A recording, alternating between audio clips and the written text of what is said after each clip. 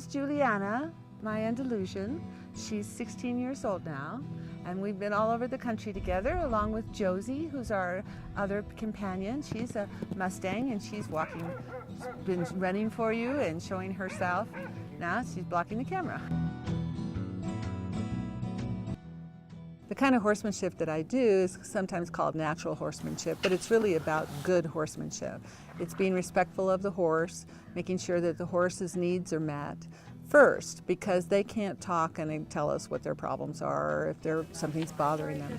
It doesn't matter what kind of tack you use. The horse doesn't care if you're English or Western or somewhere in between the way we are, since we're distance riders.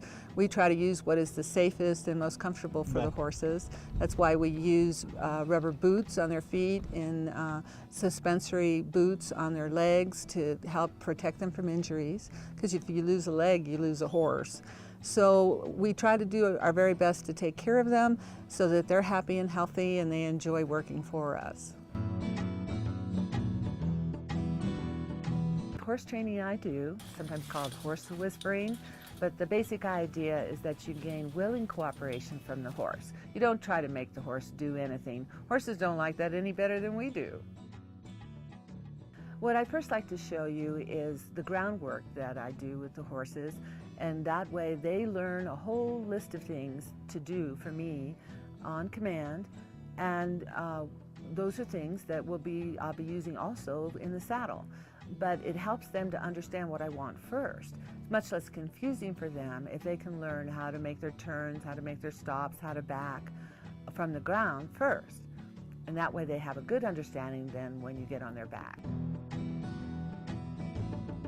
So a couple of my students were riding today, a mother and son, Stephanie and Morgan, and they've been riding for about a year and learning how to handle the horses not only over obstacles in the back, but also out in the woods. So we do like to ride out in the woods and ride fast, so we want to make sure all our skills are in place here where it's safe before we go out and take on the challenge of going up in the mountains. Why horses? Well, horses are a lot of fun.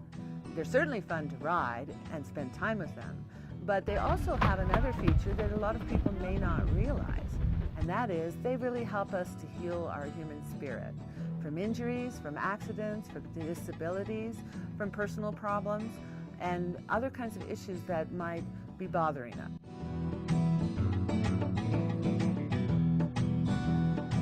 I've been involved with horses for some time and working to try to find a way to make sure that the surplus horses in this country do get to have a good life. The ones also handled the wild horses that are currently being warehoused by the Bureau of Land Management, and they've threatened to euthanize them because they weren't trained and they were over the age of 10. I can see those horses having very productive lives. If we could come up with some national therapy centers that train the horses and the humans.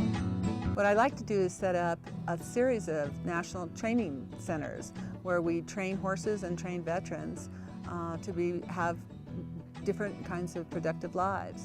There's many different kinds of jobs that could go with a therapy center, from psychologists and physiologists and physical therapists and accountants and people who handle logistics to move horses around and feed around the country.